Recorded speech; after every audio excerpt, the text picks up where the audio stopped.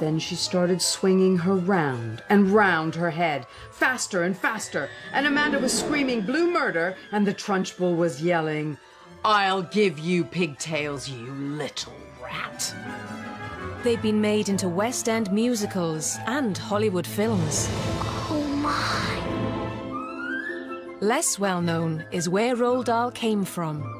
He was Welsh, born and raised in Cardiff in the 1910s and 20s. What happened during those early years in Wales helped to shape both his life and his books. I'm watching you, so keep your thieving fingers off them chocolates. Either you forks out or you gets out. This is an untold Roald Dahl story of the triumphs and tragedies of his own Welsh childhood.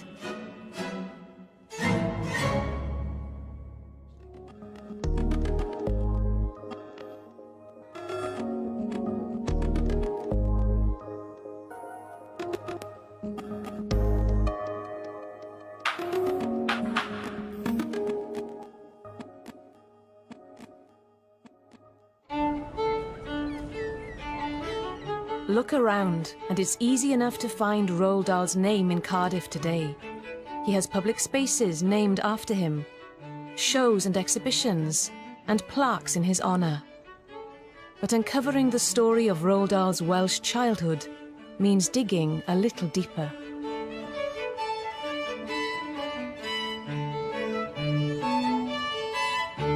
Our tale begins a century ago in Llandaff, on the genteel fringes of Cardiff. Here, in the upstairs room of a fine house, a baby boy was born. He was named Roald, unusual for a Welsh child. But his parents, Sophia Magdalena and Harold Dahl, were both Norwegian and rapidly growing rich in the thriving Welsh capital. Industrial Cardiff was a sort of Klondike. There was a boom going on. Cardiff, the greatest coal exporting port in the world. There was money to be made here.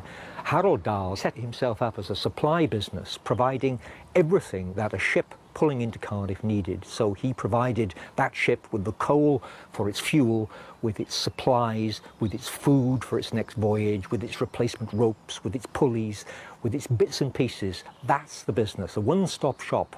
It was a very progressive idea. Harold Dahl's offices were in Cardiff's bustling docks. From his window, he could see the Norwegian church, the social and religious hub of the city's prospering Norwegian community. It was here, in October 1916, that Roald Dahl was christened.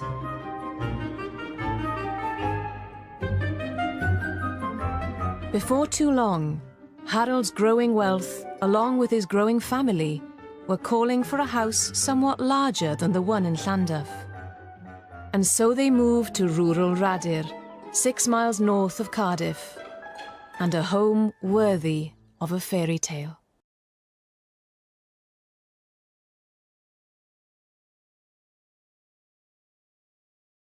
I remember it as a mighty house, with turrets on its roof and with majestic lawns and terraces all around it. There were many acres of farm and woodland, and a number of cottages for the staff. Very soon the meadows were full of milking cows, and the sties were full of pigs, and the chicken run was full of chickens. There were several massive shire horses for pulling the ploughs and the hay wagons. And there was a ploughman and a cowman and a couple of gardeners, and all manner of servants in the house itself.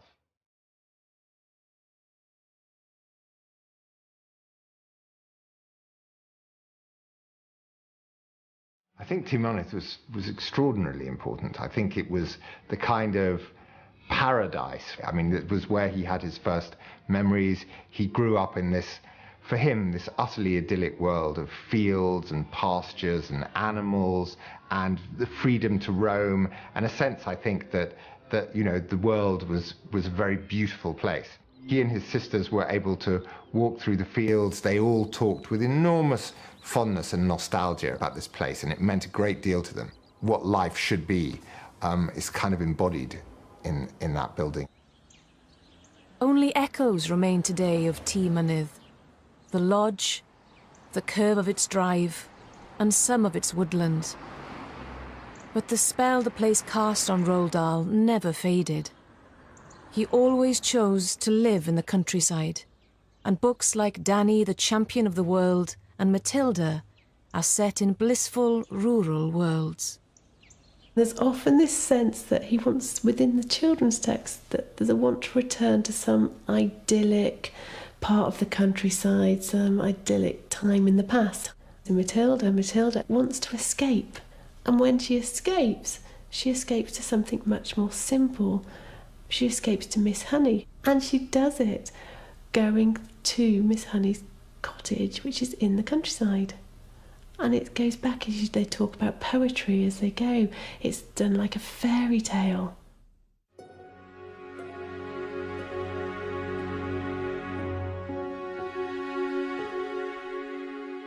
Matilda saw a narrow dirt path leading to a tiny red brick cottage.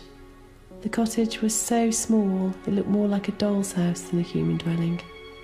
On either side of the path there was a wilderness of nettles and blackberry thorns and long brown grass. An enormous oak tree stood overshadowing the cottage. Its massive spreading branches seemed to be enfolding and embracing the tiny building, and perhaps hiding it as well from the rest of the world. Miss Honey, with one hand on the gate, which hadn't yet opened, turned to Matilda and said, "A poet called Dylan Thomas once wrote some lines that I think of every time I walk up this path." Matilda waited, and Miss Honey, in a rather wonderful, slow voice, began reciting the poem.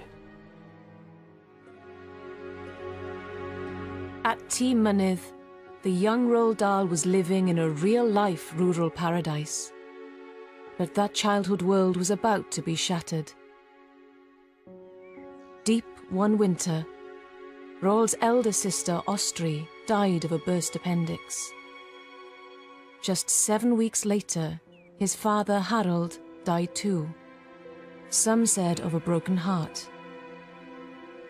He was laid to rest in the local churchyard, the Celtic pattern on his headstone reflecting the roots he had put down in Wales. With her husband dead, Roald's mother, Sophia Magdalena, decided it was time for more practical living arrangements.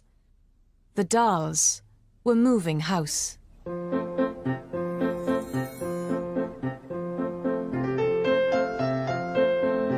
Their new home was back in Llandaff, an attractive urban villa called Cumberland Lodge. This would be the scene of adventures worthy of Roald Dahl's own books and the realm of Sophia Magdalena. She was the biggest influence on his life. She was intrepid, and I think that's what he really admired about her, that fear didn't come. You know, she'd take them out on a boat without lifeboats in big stormy weather. She was a strong, oh, I wish I'd met her, wonderful woman. They were being raised most of the time as by a single mother, very formidable, strong single mother who was quite a personality in her own right. They really didn't conform to the normal middle-class values of the time, where people were polite and behaved themselves. Well, school friends, several of whom I spoke to when they were alive, told me that going to stay at the Dahls was basically like going to a madhouse where, where anything went. Roald Dahl's children's books are famous for their irreverent, mischievous spirit. And at Cumberland Lodge in the 1920s, the young Roald was up to plenty of hijinks of his own. I think, without doubt, Roald was a mischief maker. I think he was an inventive, unusual mischief maker. I mean, he talks about constructing this elaborate chariot out of Meccano that would douse passers-by with water because it ran down on a wire, which he could then release and drench people who were walking their dogs at the end of the garden. And And the same way, you know, his sisters would say that he sometimes, you know, would send them up a tree padded up with cushions and fire air gun at them just to see how far the pellets went into the cushions. None of the sisters seemed to have been remotely frightened by doing this. They just, you know, took it for granted that that's the kind of thing young kids did. But a big change was on the way for the young Roald Dahl. At the age of 7, his mother enrolled him at the nearby cathedral school in Llandaff. It was to be his first taste of a regimented world, far removed from the free spirits of home. The cathedral school, when Roald Dahl was a pupil, was a preparatory or prep school. It never held more than about 50 or 60 boys, and most of them were boarders. There was a big classroom, but they're called Big School, with all the honours boards on the wall. Always described as a dusty classroom for some reason. And there were other classrooms around the back, and a gym, which was very popular, and some fives courts. And this is a hat that belonged to one of Roald Dahl's contemporaries in the school. So this is what Roald Dahl would have worn. When they went to and from school, they would have passed the War Memorial, and they were expected to raise their hats or their caps when they passed it, and woe betide any boy who didn't. So this is what he would have had to raise in respect to the war dead. Roald Dahl wrote about his Llandaff school days in his colourful childhood memoir, Boy. His most vivid memory was of a remarkable adventure that wouldn't be out of place in his own children's books. He even gave it a name, The Great Mouse Plot.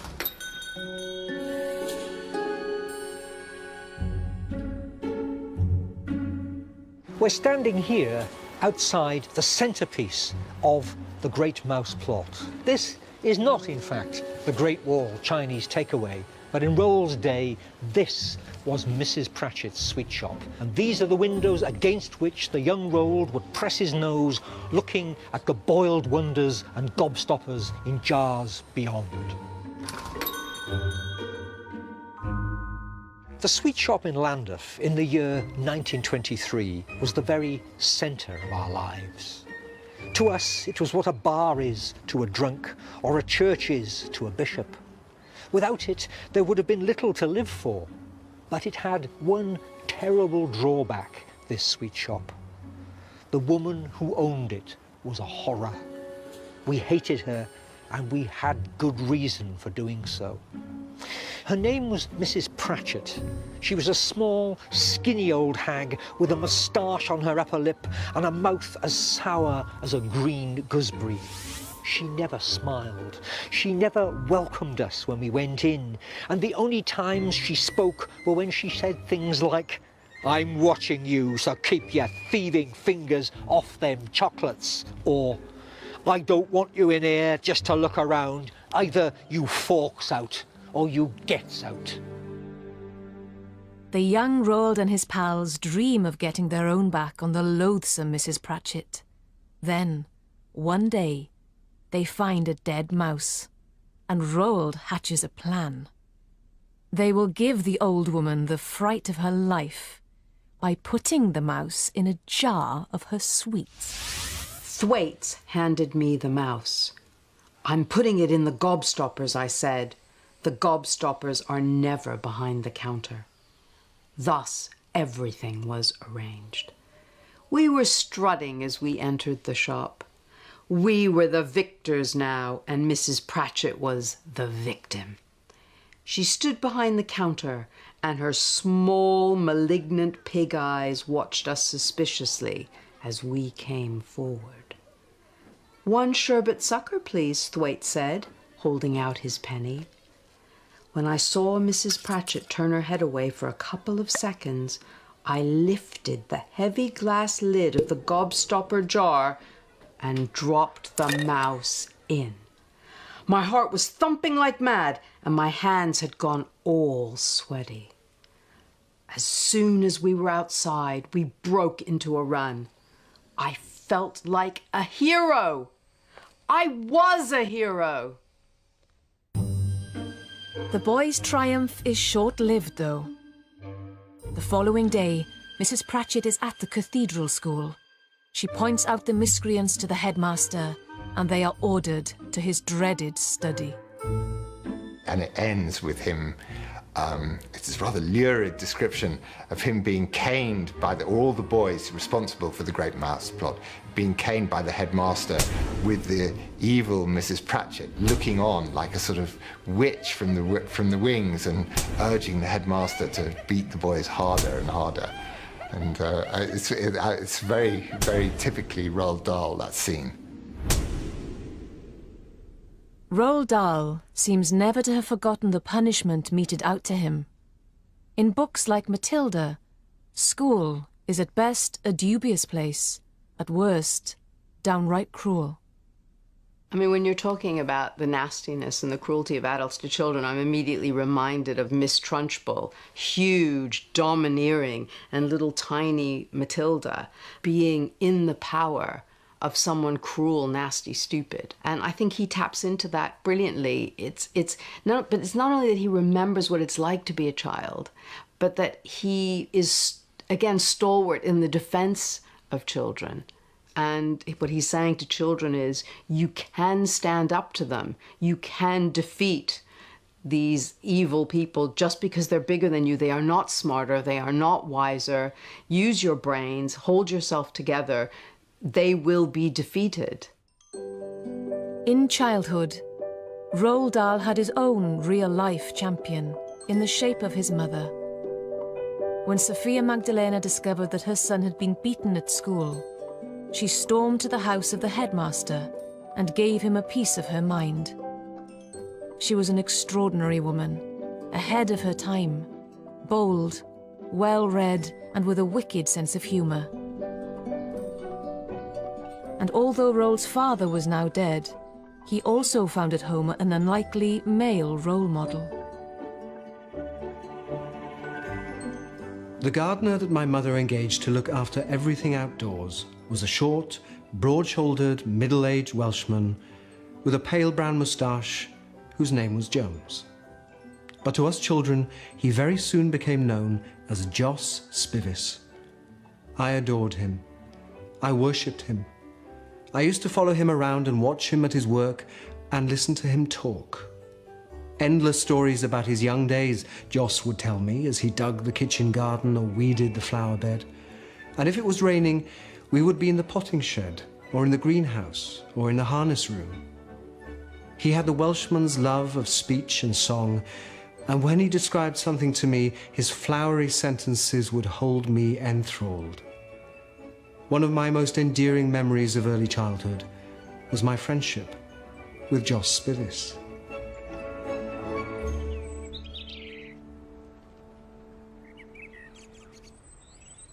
Roald's father, Harold, had been a keen gardener. Now Jos the gardener was becoming a father figure to the young boy. He even took Roald to watch Cardiff City play football, the club flying high in the First Division. But there was another, starker side of Welsh life that Jos revealed to the well-to-do Llandaff boy. Because the Dahls' gardener was a former Rhondda miner. 5 o'clock in the morning, 6 days a week, we reported for work at the pit head, Jos said, and I was always shivering, shivering, shivering. You don't half shiver at 5 in the morning when you're young and skinny. Then into the cage we all went, and when they let go the winding gear, we all dropped like a stone into the black, black hole for miles and miles, and it felt so fast your feet left the floor and your stomach came up into your throat, and every time I went down I thought the cable had broken and we were going to go right on falling until we came to the very center of the earth where everything was white hot, boiling lava. Many years later, Roald Dahl seemed to recall Jos Spivis's words when he came to write one of his best-loved children's books. In Charlie and the Chocolate Factory and in its sequel, Charlie and the Great Glass Elevator, there's wonderful descriptions of terror of the elevator in both those novels. Look carefully enough, And you realise that his description of the sudden drop of the elevator in Charlie and the Chocolate Factory is almost exactly the description you get of Jos Spivis's first day in the mine. So at the heart of Charlie and the Chocolate Factory, you have the experience, the recalled experience of a Ron the miner as a young child, the terror of that boy dropping into the shaft of a Ron the mine. That, I think, is non-negotiable. The descriptions tally almost exactly.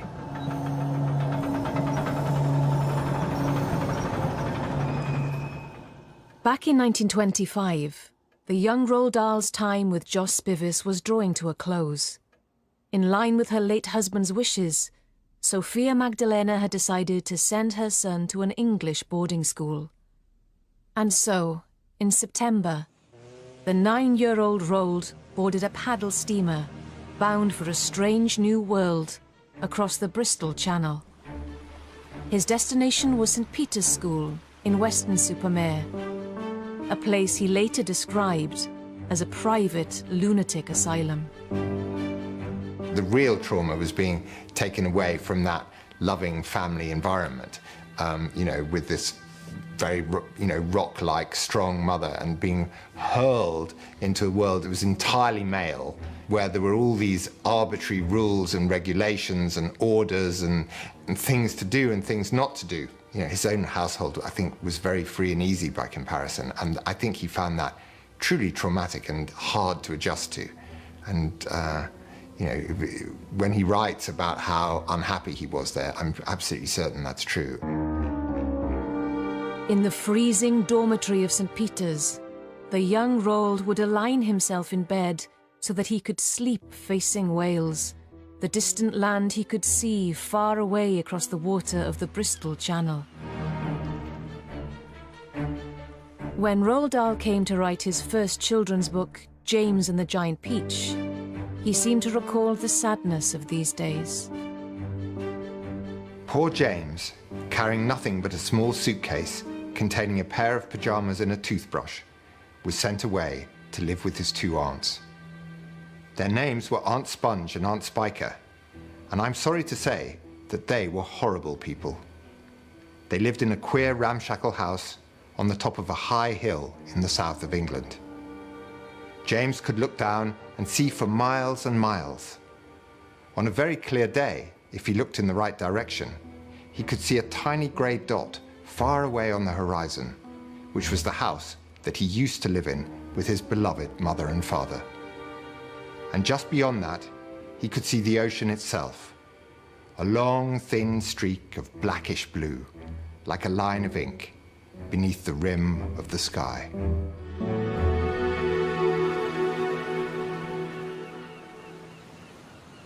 Throughout these troubled times, Roald's home remained in Wales. He wrote to his mother there every week, asking after Jones the gardener, the dogs, and, rather less often, his sisters. Always he signed himself simply Boy. I think you can sense, even in those very early schoolboy letters, the storyteller kind of beginning to enjoy his craft. He often tells her stories that that have been told to him at school, and then he starts to invent, and he starts to use language in a funny way. And I mean, some of them are really pretty remarkable for a young child. So, although I think he had no idea that that's what he was doing, I think in some ways he was cutting his teeth as a storyteller, even writing home from St. Peter's. In 1927, when Roald was 10, his mother and family left Wales bound for Kent. With Harold Dahl dead and Roald destined to finish his education at public school, there was logic in a move to England. As a young man, Roald Dahl enjoyed a globe-trotting life of adventure as an oilman in Africa, a World War II fighter pilot, an intelligence officer, and a Hollywood screenwriter. When the time came to settle down, it was in rural Buckinghamshire. Here he wrote some of the greatest children's books of the 20th century, groundbreaking works that helped to redefine the genre. As the years went by, Roald Dahl cultivated an image, that of a maverick English country gentleman. Yet he always enjoyed returning to Wales, often for seaside holidays. On one of these trips, he made a pilgrimage to the former home of his literary hero. That man was also Welsh, and a near contemporary, Dylan Thomas. He did, of course, adore Dylan's literature, and he'd heard about the hut that he wrote in, and he was thinking at that time, you know, he was dealing with a family, a wife that was very ill, a son that was very ill, a daughter that he lost, and he had to escape into the garden, you know, to get a bit of peace in order to write. And he heard about Dylan's hut, and he went down to see it. And it's the hut at Gypsy House in Great Miston is a complete replica. You know, he more or less measured it, and you know where the door was and where the windows. It's a copy. Perhaps he felt Dylan could influence him a little once he was inside. I don't know. And also the connection with Wales. You know that. Roots are very important. And he felt that. He felt, you know, he was born and had a lot of his life his young life in Wales. Roald Dahl died in 1990, aged 74. At his funeral, his daughter read a Dylan Thomas poem. He was, and still is, one of the world's great storytellers. It's now 100 years since Roald Dahl was born in Wales. So what do the young Welsh readers of today think of him? You open it up and then it's like you're in a completely different world. I think Roald Dahl's funny, humorous and a bit naughty. Sometimes when I'm sad, then I read them so they make me laugh. When I'm in the theatre, I feel happy. I really like the way he makes up all the words and things like that. They're really funny. It's really kind of inspirational. I think Roald Dahl is wonderful. One of Roald Dahl's best-loved books is the BFG. At its end, the big friendly giant meets the Queen, who orders that an enormous house be built specially for him in Windsor Great Park. There is, in the real world, an enormous house in Windsor Great Park owned by the Queen. Its name, as Roald Dahl surely knew, is Cumberland Lodge, his own childhood home in Wales.